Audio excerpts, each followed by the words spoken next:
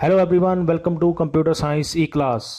इस वीडियो के अंदर हम अंडरस्टैंड करेंगे टूल बॉक्स के बारे में जो हमें कोरल ड्रॉ के सॉफ्टवेयर के अंदर मिलता है।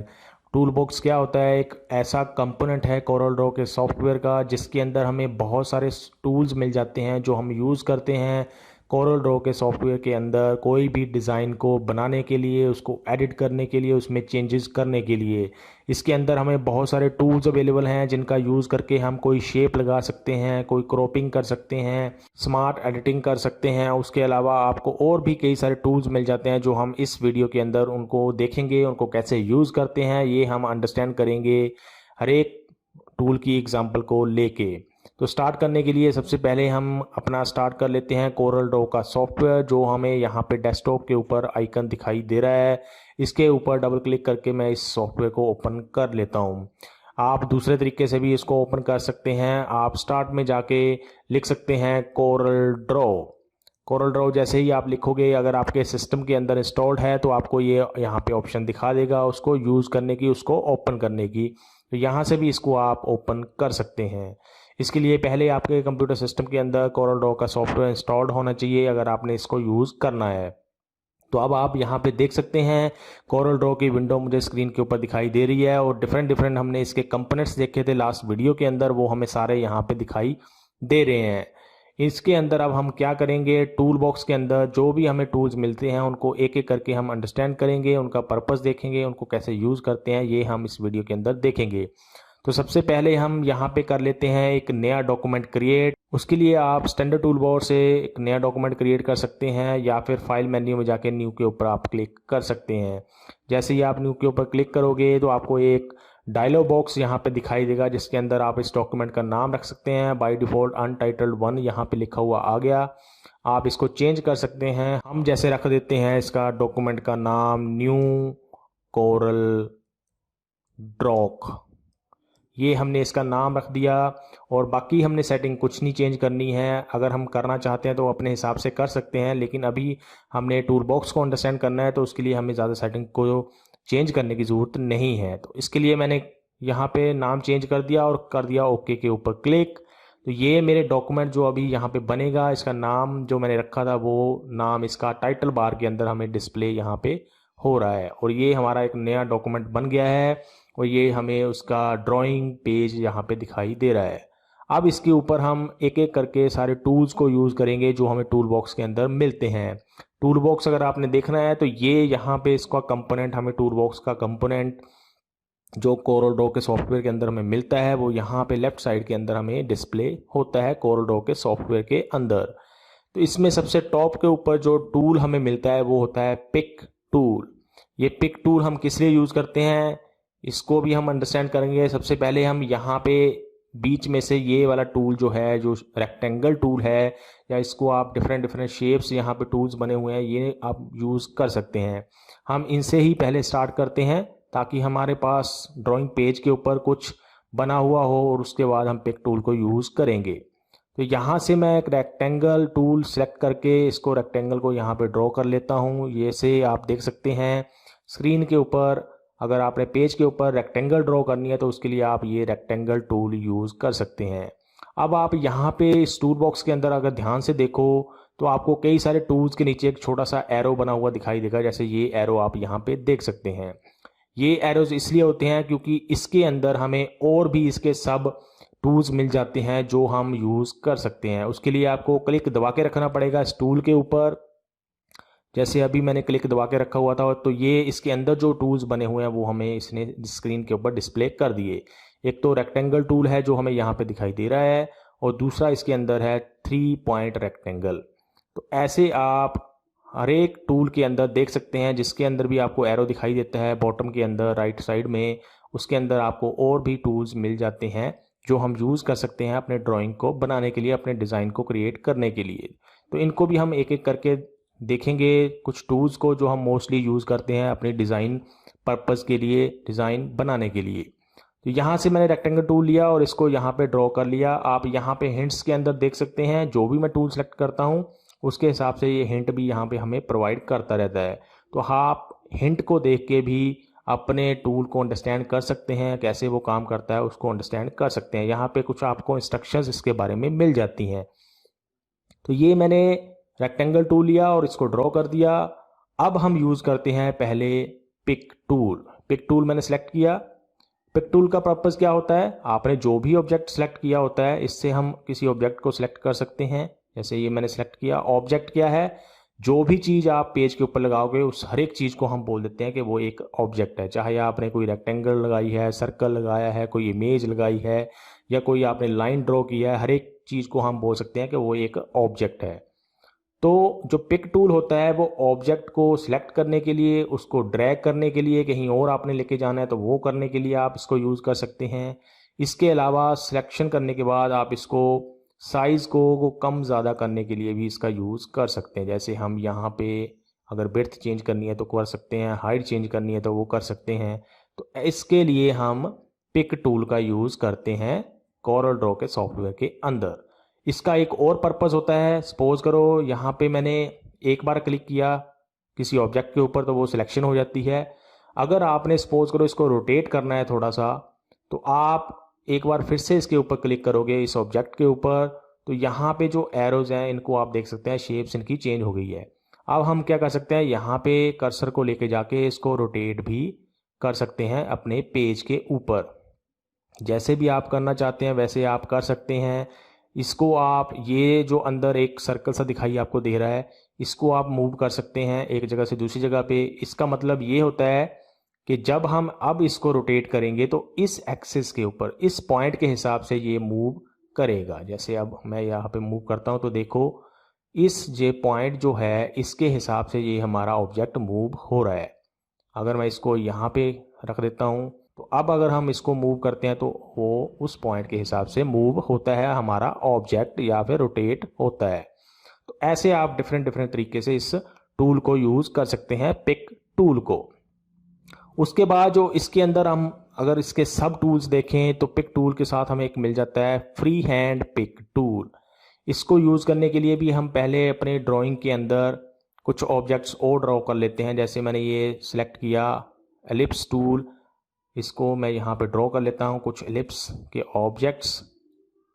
ऐसे ये मैंने ड्रॉ किए यहाँ पे।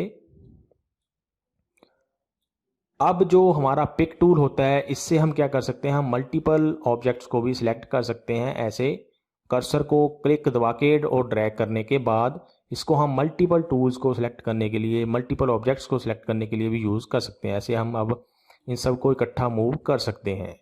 लेकिन इसमें और फ्री हैंड जो पिक टूल है इसमें क्या डिफरेंस है, इसमें हम जो सिलेक्शन करते हैं वो हम फ्री हैंड तरीके से कर सकते हैं। ऐसे कुछ ऐसे आपने क्लिक दबा के रखना है, ड्रैग करना है माउस को और उसके हिसाब से फिर आपकी सिलेक्शन हो जाएगी।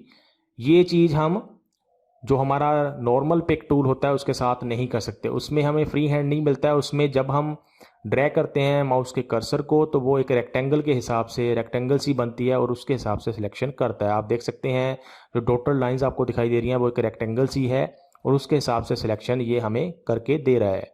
फ्री हैंड के अंदर क्या होता है, हम अपने हिसाब से कर्सर को मूव करके फ्री हैंड तरीके से किसी भी हिसाब से अपने ऑब्जेक्ट्स को सिलेक्ट कर सकते हैं। ये आप इसके अंदर डिफरेंस देख सकते हैं। बाकी जो वर्किंग है आगे इसके अंदर, अगर इसका साइज़ हमने कम ज़्यादा करना है तो वो कर सकते हैं। वो सेम तरीका है जो हम पिक टूल के साथ कर सकते हैं। ऐसे ही अगर आप दोबारा से इसके ऊपर क्लिक कर दो तो आप इसको रोटेशन फिर कर सकते हैं। जो भी जिस भी तरीके से आपने रोटेशन करके इस ऑब्जेक्ट्स को रखना है अपने एक्सिस के ऊपर। तो ये है हमारा पिक टूल और उसके अंदर फ्री हैंड पिक टूल। इसके अंदर और भी टूल अवेलेबल है, वो आप ऐसे ही कुछ यूज़ कर सकते हैं अपने ऑब्जेक्ट्स के ऊपर, अपनी ड्राइंग के ऊपर। दूसरा जो टूल हमने यहाँ पे देखना है वो है शेप टूल। ये जो शेप टूल है ये किस लिए यूज़ करते हैं, जैसे सपोज करो मैंने शेप टूल सेलेक्ट कर लिया, उसके बाद मैं यहाँ पे क्लिक करता हूँ, एक ऑब्जेक्ट हमने लगाया हुआ है जैसे रेक्टेंगल, तो इसको अगर हमने शेप को कुछ और शेप में कन्वर्ट करना है तो उसके लिए हम यूज़ करते हैं शेप टूल को। आपने क्लिक किया, फिर आप इन जो डॉट्स बने हुए हैं यहाँ पे आप देख सकते हैं स्क्वायर से बने हुए हैं, उनको आपने मूव करना है और उसके हिसाब से आपकी शेप जो एक्चुअल शेप थी उसकी शेप में चेंजेस आएंगे। तो इसके लिए हम यूज़ करते हैं शेप टूल को। आप ऐसे ही सर्कल को भी चेंज कर सकते हैं। सर्कल के अंदर आपको एक ही यहाँ पे देख सकते हैं स्फीयर दिखाई दे रहा है, इसको आप मूव कर सकते हैं कुछ ऐसे पाई चार्ट को बनाने के लिए। ऐसे ही मतलब कहने का ये हुआ कि ये सेम टूल अलग अलग ऑब्जेक्ट के ऊपर अलग अलग तरीके से काम करता है। वो आप यहाँ पे हिंट्स के अंदर देखते रह सकते हैं। जैसे ही आप किसी और ऑब्जेक्ट को सेलेक्ट करते हैं तो उसके हिसाब से आपको हिंट्स यहाँ पे दिखाई देते रहते हैं। तो ऐसे आप यूज़ कर सकते हैं शेप टूल को किसी भी ऑब्जेक्ट के ऊपर। ऐसे ही मैं कोई और ऑब्जेक्ट यहाँ पे ड्रॉ करता हूँ, जैसे ये पॉलीगन ड्रॉ किया, अब इसके ऊपर मैं शेप टूल का यूज़ करता हूँ, सपोज करो। तो अब आप यहाँ पे देख सकते हैं कुछ और तरीके से ये काम कर रहा है। यहाँ पे आप देख सकते हैं इसके हिंट्स भी चेंज हो रहे हैं साथ के साथ। तो ऐसे आप यूज़ कर सकते हैं शेप टूल को। इसके अंदर भी हमें अलग अलग टूल्स मिल जाते हैं, जैसे ये 12 टूल है, इसको आपने यूज़ करना है तो आप कैसे कर सकते हैं, आपने क्लिक दबाना है उस जगह पे जहाँ पे आप 12 करना चाहते हैं। तो ऐसे कुछ बन जाएगा आपकी स्क्रीन के ऊपर, आपके ऑब्जेक्ट के ऊपर। हिंट्स आप इसके भी देख सकते हैं। जैसे मैंने इसका 12 बनाना है तो इसको पहले सेलेक्ट कर लिया। जहाँ पे मैं 12 बनाना चाहता हूँ वहाँ पे मैंने पहले कर्सर को लेके जाना है, फिर अपने माउस का लेफ्ट हैंड कर्सर जो है वो यूज़ करना है, उसको क्लिक को दबा के रखना है। जैसे मैंने दबा के रखा हुआ है, और माउस को ड्रैग करने की ज़रूरत नहीं है, माउस को आपने एक जगह पे ही रखना है, बस क्लिक दबा के रखना है। जितनी देर दबा के रखोगे उतना ज़्यादा आपका 12 ये बनता जाएगा। ऐसे कुछ आप डिज़ाइन को बना सकते हैं इस 12 टूल को यूज़ करके। ऐसे ही आप यूज़ कर सकते हैं समझ किस लिए होता है, आपने सपोज करो ये आपकी, पहले हम इसको जूम कर लेते हैं ताकि और ज़्यादा अच्छे तरीके से हमें ये दिखाई दे सके। उसके लिए हम इसको जूम कर लेते हैं। कर्सर का मैंने जो हमारा माउस है उसका मैंने यहाँ पे यूज़ किया सेंट्रल स्क्रॉलर, और उसके हिसाब से फिर हमारा ये जूम जो है हो गया है स्क्रीन के ऊपर, हमें ज़्यादा बड़ा दिखाई दे रहा है हर एक object.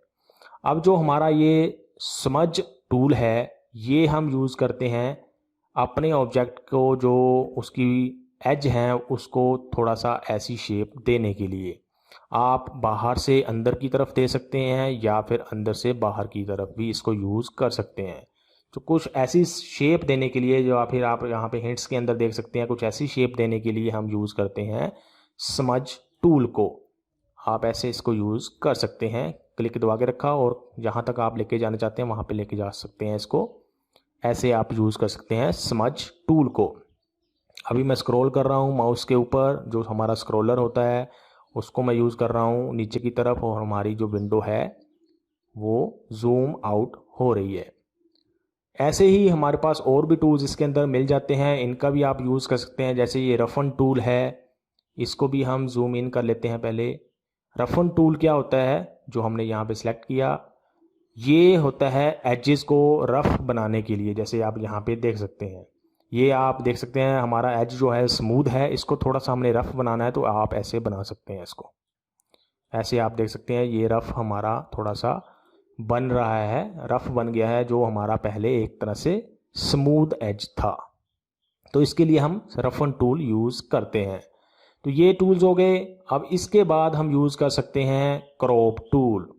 Crop tool simple tool है। अगर आपने अपनी ड्राइंग के अंदर कुछ सेलेक्ट करके सिर्फ उसी एरिया को रखना है तो आप क्रॉप टूल को यूज़ कर सकते हैं। उसके बाद आप क्या कर सकते हैं, आपने करना है डबल क्लिक वहाँ पे उस एरिया के अंदर जहाँ पे आपने क्रॉपिंग को यूज़ किया हुआ है। जैसे ही आप करोगे तो उतना एरिया आपका वो क्रॉप हो जाएगा। ऐसे ही अगर आपने इतना एरिया रखना है तो इसके अंदर डबल क्लिक करो तो इतना एरिया आपका सिलेक्टेड जो है वो क्रॉप हो जाएगा, बाकी एरिया यहाँ से डिस्कार्ड हो जाएगा, हट जाएगा आपकी ड्राइंग के ऊपर से।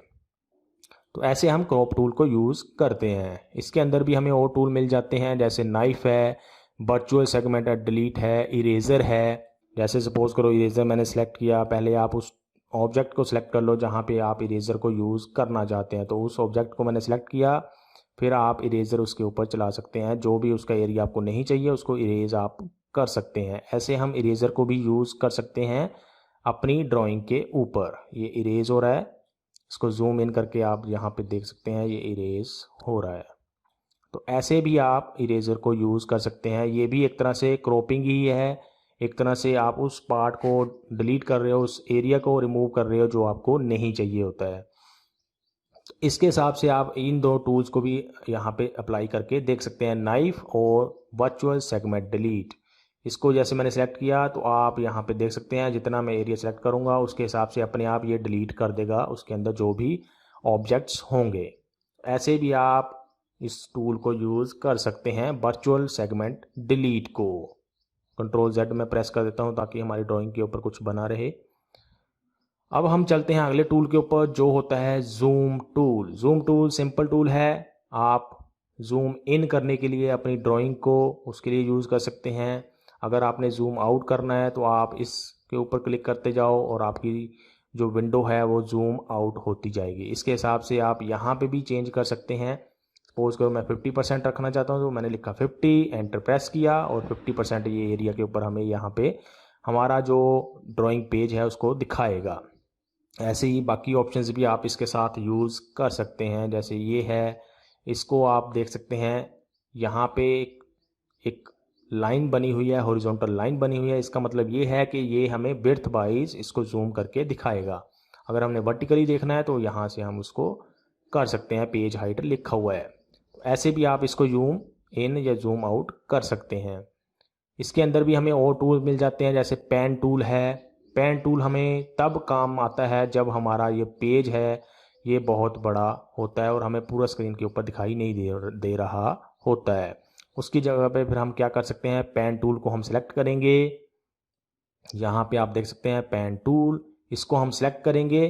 फिर हम कर्सर का यूज़ कर सकते हैं, लेफ़्ट क्लिक को दबा के रखेंगे और हम पेज के ऊपर नेविगेट कर सकते हैं इस पेन टूल को यूज़ करके। ऐसे ये मैं कर्सर का लेफ़्ट क्लिक दबा के रख रहा हूँ और छोड़ दे रहा हूँ, जहाँ पे छोड़ दूँगा वहाँ पे हमें ये स्क्रीन के ऊपर लेके जाएगा। तो ऐसे आप माउस को कर्सर को दबा के ड्रैग करके स्क्रीन के ऊपर पेज के एक जगह से दूसरी जगह के ऊपर जा सकते हैं इस पेन टूल का यूज़ करके। आप यहाँ पे अगर ध्यान से देखो तो कुछ टूल्स के आगे आपको कुछ अल्फ़ाबेट्स दिखाई दे सकते हैं या कुछ नंबर्स दिखाई दे सकते हैं। ये किस लिए होते हैं, ये होते हैं इनके शॉर्टकट्स।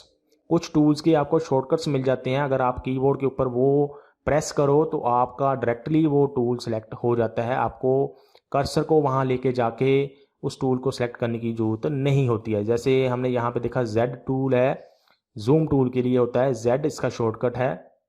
पहले मैं कोई और टूल सेलेक्ट कर लेता हूँ, कीबोर्ड के ऊपर मैंने प्रेस किया Z, तो अब आप देख सकते हैं अपने आप ही मेरा जूम टूल सेलेक्ट हो गया है। ऐसे ही मैंने पेन टूल सेलेक्ट करना है, मैं कर्सर से नहीं करना चाहता हूँ इसको, तो मैं सीधा प्रेस करूँगा कीबोर्ड के ऊपर H मैंने प्रेस किया तो मेरा ये पेन टूल अपने आप सेलेक्ट हो गया, वर्किंग में आ गया। मैं इसका यूज़ कर सकता हूँ अपने ड्राइंग के ऊपर।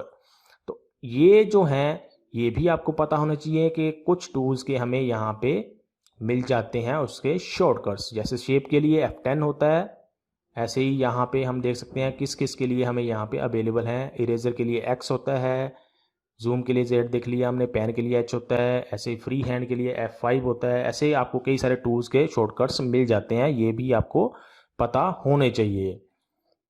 तो ये हो गया हमारा जूम टूल और पेन टूल। अब हम चलते हैं अगले टूल के ऊपर, जैसे ये टूल है हमारा फ्री हैंड टूल। उसके लिए पहले हम जूम आउट कर लेते हैं पेज को ताकि हमें स्क्रीन के ऊपर पूरा दिखाई दे। अब हम करते हैं फ्री हैंड टूल को यूज़। यहाँ पे फ्री हैंड टूल मैंने सिलेक्ट कर लिया है। ये टूल होता है, यूज़ करते हैं हम ताकि हम फ्री हैंड तरीके से कोई चीज़ अपने स्क्रीन के ऊपर अपनी ड्राइंग के अंदर बना सकें। कुछ ऐसे आपने क्लिक दबा के रखना है और जिस जिस एरिया के ऊपर आप ड्रैग करोगे कर्सर को उस एरिया के एक तरह से कर्व सी बनती जाएगी वहाँ पे आपकी स्क्रीन के ऊपर, आपकी ड्राइंग के ऊपर। तो फ्री हैंड टूल है, आपने फ्री हैंड तरीके से अगर कोई चीज़ बनानी है अपनी डिज़ाइन के ऊपर। इसके अंदर भी हमें और टूल्स मिल जाते हैं, जैसे ये 2 पॉइंट लाइन है। अगर आपने 2 पॉइंट्स के बीच में लाइन बनानी है कुछ ऐसे, उसके पहले हम इन सबको डिलीट कर लेते हैं ताकि हमें स्क्रीन के ऊपर और ज़्यादा अच्छे तरीके से दिखाई दे कुछ भी जो हम देखना चाहते हैं। इसको हम कर लेते हैं डिलीट। अब हम यूज़ करते हैं 2 पॉइंट लाइन टूल। तो आपने एक जगह पे क्लिक किया, फिर आप कर्सर को ड्रैग करोगे, दूसरी जगह पे जाके क्लिक को छोड़ दोगे तो दोनों पॉइंट्स के बीच में एक लाइन सी बन जाएगी। तो ये होती है 2 पॉइंट लाइन। ऐसे आप इसको बना सकते हैं। ऐसे ही और टूल्स हैं इसके अंदर, जैसे पेन टूल है, ये भी एक, आप एक से ज़्यादा जगह पे क्लिक करते जाओगे तो उसके बीच में एक लाइन सी बनती जाएंगी, आपकी एक तरह से डिज़ाइन सा बनता जाएगा। इसको भी आप यूज़ कर सकते हैं। उन दो पॉइंट्स के बीच में एक स्ट्रेट लाइन बनती जाएगी जहाँ पे आप क्लिक करते जाओगे। ऐसे आप इसको यूज़ कर सकते हैं। जहाँ पे आप जाके डबल क्लिक कर दोगे वहाँ पे ये पेन टूल जो है काम करना बंद कर देगा। अगर दोबारा से आपने यूज़ करना है, दोबारा से एक बार क्लिक करो, फिर आप क्लिक करते जाओ, जहाँ पे आपने इसको रोकना है वहाँ पे डबल क्लिक कर दो और ये आपका काम करना फिर बंद कर देगा। तो ऐसे आप यूज़ कर सकते हैं पेन टूल को। इसको भी हम यहाँ से अब डिलीट कर देते हैं सबको, ताकि हमारी विंडो क्लियर हो जाए। और अब हम यूज़ करते हैं अगले टूल्स। ऐसे आप यूज़ कर सकते हैं, जैसे ये स्मार्ट ड्राइंग है। स्मार्ट ड्राइंग का हम यूज़ करते हैं कुछ ऐसे बनाने के लिए शेप्स को। ये आप देख सकते हैं इसके अंदर हमें कुछ बना हुआ है। ऐसे आप अलग अलग शेप्स बना सकते हैं। उसके हिसाब से ये स्मार्ट ड्राइंग जो है अपने आप उस एजेस की स्मूथनेस करके उसके हिसाब से अपने आप उसको अलग रूप में कन्वर्ट कर देती है स्मार्ट ड्राइंग। तो ये हो गया आपका स्मार्ट ड्राइंग, कुछ चीज़ स्मार्ट तरीके से बनाने के लिए अपनी स्क्रीन के ऊपर, अपने डिज़ाइन के ऊपर यूज़ करने के लिए। उसके बाद और जो टूल हम यूज़ कर सकते हैं, जैसे ये है आर्टिस्टिक मीडिया टूल। सिंपल सा टूल है, आपने कुछ भी यहाँ पे ड्रॉ किया उसके हिसाब से कुछ ऐसी शेप के अंदर ये चेंजेस ला देता है।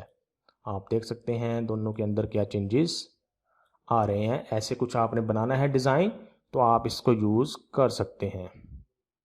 उसके बाद ये शेप्स टूल हैं, different different shapes. Rectangle tool ये हमने यूज़ करके देख ली। इसके अंदर हमें 3 पॉइंट रेक्टेंगल टूल मिल जाती है। ऐसे ही एलिप्स टूल हमने यूज़ कर लिया, 3 पॉइंट एलिप्स टूल है। ऐसे ही पॉलीगन टूल है, इसके अंदर भी हमें और टूल्स मिल जाते हैं डिफरेंट डिफरेंट। अगर हमने इनको यूज़ करना है तो इनको भी हम कर सकते हैं। जैसे कि हमने यूज़ करना है star tool. Star tool simple stars बनाने के लिए होता है अपनी स्क्रीन के ऊपर। ऐसे ही आप कॉम्प्लेक्स स्टार बना सकते हैं कुछ ऐसे बनाने के लिए। उसके बाद आप यूज़ कर सकते हैं स्पाइरल टूल। आपने स्पाइरल बनाना है कुछ ऐसे, ये बना सकते हैं आप, इस टूल का यूज़ कर सकते हैं। ऐसे ही बेसिक शेप्स। बेसिक शेप्स क्या हैं, इसमें आपको कई सारी शेप्स मिल जाती हैं और वो शेप्स आप इस प्रॉपर्टी विंडो के अंदर जाके चेंज कर सकते हैं।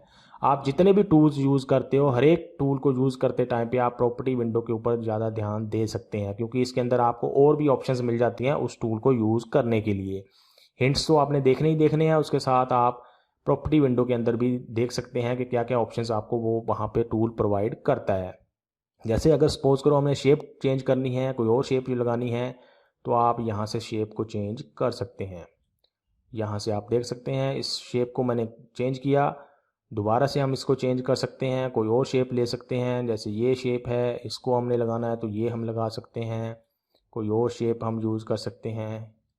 ऐसे डिफरेंट डिफरेंट शेप्स आप अपनी स्क्रीन के ऊपर यूज़ कर सकते हैं, डिज़ाइन के यूज़ कर सकते हैं। तो ये है हमारे पास बेसिक शेप्स। उसके बाद arrow shapes, different different arrows हमें मिल जाते हैं इसके अंदर, वो भी आप यहाँ से चूज़ कर सकते हैं, उनको चेंज कर सकते हैं। प्रॉपर्टी विंडो के ऊपर हमें ख़ास ध्यान देने की ज़रूरत होती है जब भी हम टूल्स को अंडरस्टैंड कर रहे होते हैं। हर एक टूल को आप अलग अलग तरीके से यूज़ कर सकते हैं। ऐसे ही फ्लो चार्ट शेप्स हैं, इसके अंदर आपको फ्लो चार्ट बनाने के लिए अलग अलग शेप्स मिल जाती हैं। ये आप यहाँ पे इसको डिफरेंट डिफरेंट यूज़ कर सकते हैं। ऐसे ही आपको इन टूल्स को भी यूज़ करने की ऑप्शंस यहाँ पे मिल जाती हैं। कॉल आउट, कुछ आपने लिखना है, टाइप करना है, तो उसके लिए हम कुछ ऐसे बना देते हैं। इसके अंदर भी हमें अलग अलग शेप्स मिल जाती हैं, ये आप यूज़ कर सकते हैं। उसके अलावा और भी आप शेप्स यूज़ कर सकते हैं, वो आप इन टूल्स को यूज़ करके कर सकते हैं। तो ये तो हो गए हमारे लगभग शेप्स टूल, जिनके अंदर हम अलग अलग शेप्स को लगा सकते हैं। अब सपोज करो आपने कुछ टाइप करना है, कुछ लिखना है, तो उसके लिए यहाँ पे हमें मिल जाता है टेक्स्ट टूल।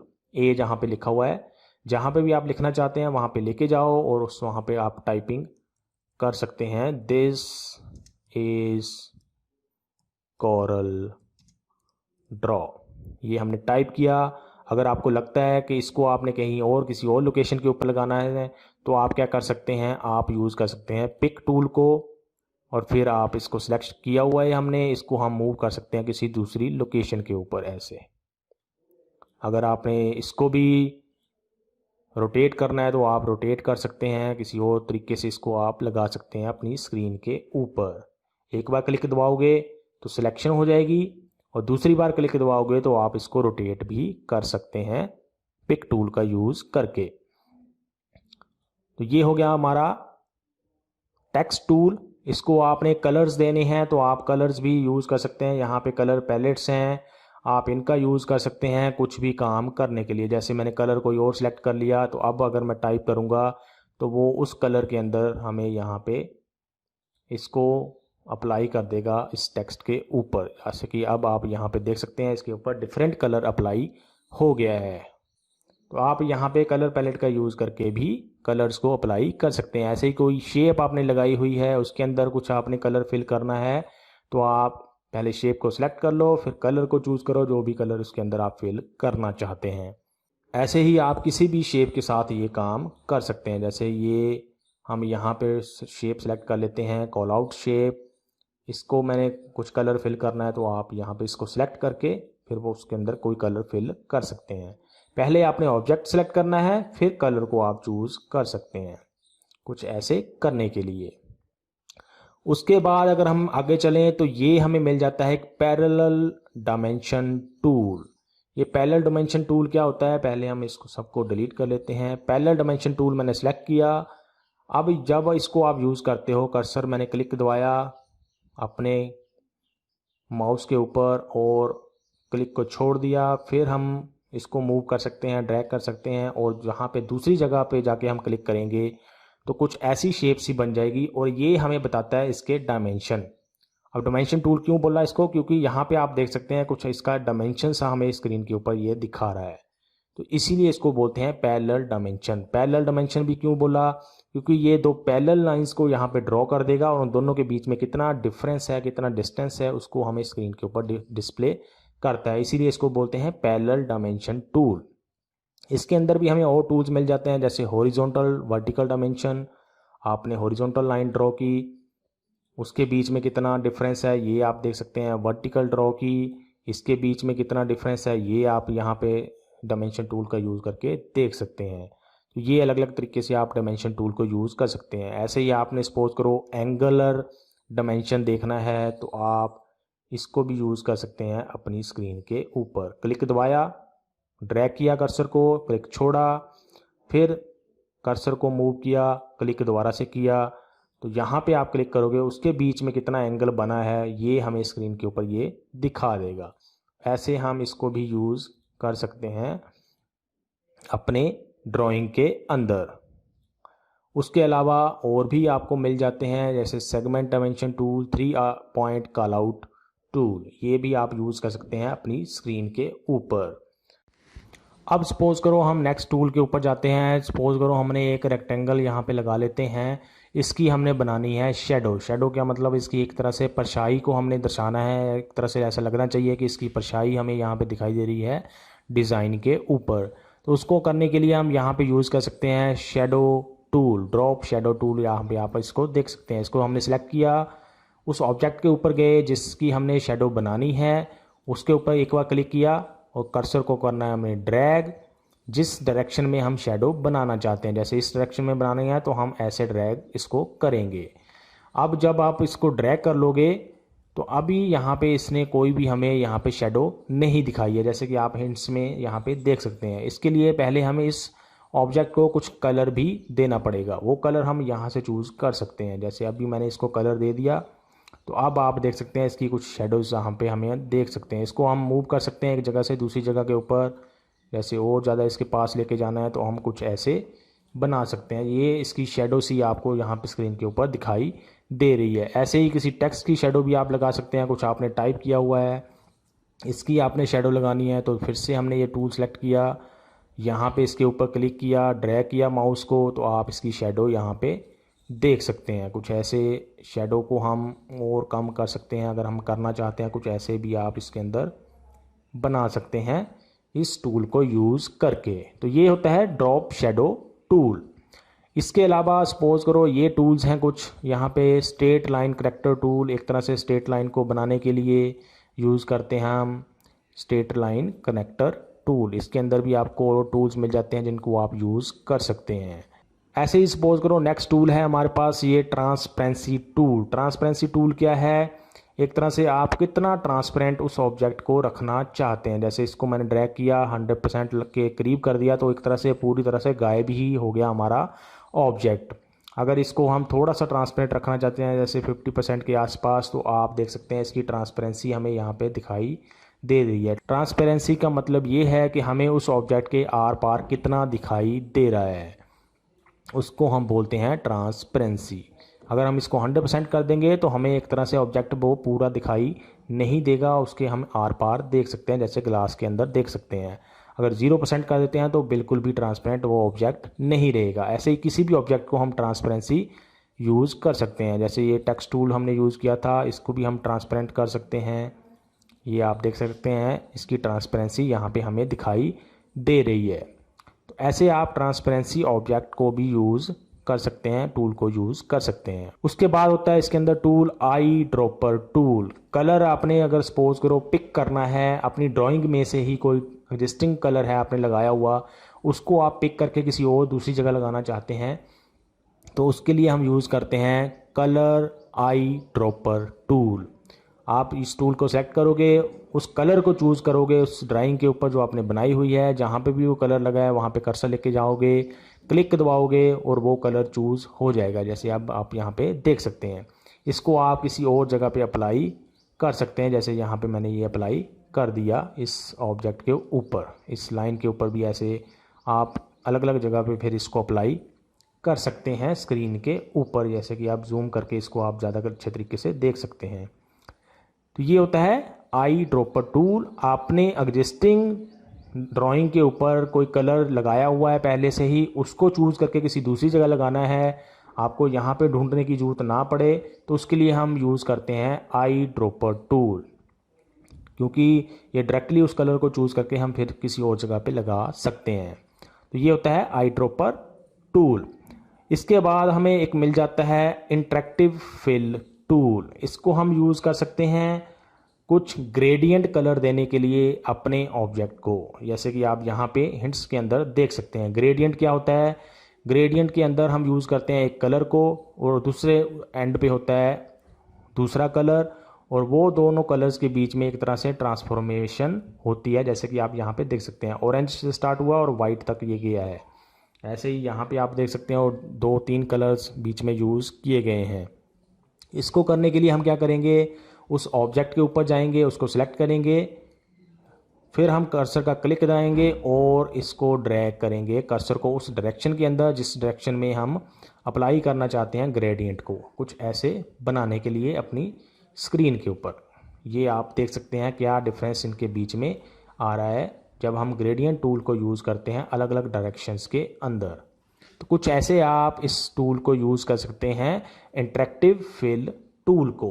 तो ये थे सारे टूल्स जो हमने डिस्कस करने थे इस कोरल ड्रॉ के टूल बॉक्स के अंदर, जो हमें मोस्टली पता होने चाहिए जब भी हम यूज़ करते हैं कोरल ड्रॉ के सॉफ्टवेयर को, उसको अंदर डिज़ाइन को क्रिएट करने के लिए, ताकि अच्छे से हम डिज़ाइन को बना सकें, इंटरेक्टिव तरीके से बना सकें और इजीली बना सकें हर एक टूल को यूज़ करके।